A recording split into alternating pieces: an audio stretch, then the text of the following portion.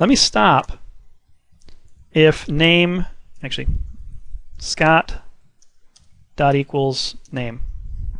Why didn't I want to do name dot equals Scott there? Because it could be null, right?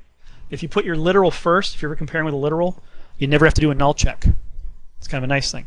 So I can set it up so that if the name is Scott, the breakpoint will trigger. If it's not Scott, it won't trigger. So now that I've got that set up, if I go back to my app, and I say Steve, and I say Mary, I can go ahead and run this in debug mode. I get my breakpoint, and if I take a look at where it's getting called from, it's getting called from the one where the name is Scott. Okay, that is really useful. Just being able to pick and choose when you want a breakpoint to hit. Very, very nice little feature they have in there. So method line conditional. You can also have a method breakpoint. If you double click on the method itself, it's whenever that method is entered, the breakpoint triggers. Okay, as opposed to hitting a certain line. So let's see.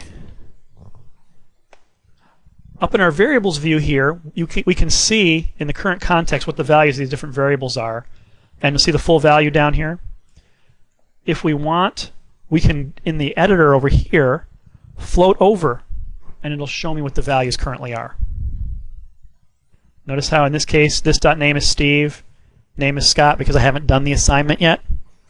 Now if I want to, I can right-click on it, and I can say inspect, which brings up a little window, so I can kind of navigate through that guy. I can do the same for an expression. Like let's say I want to actually evaluate get address. I can go inspect, and it tells me that get address is currently null. And you can run any old little piece of code, just highlight it and run it that way.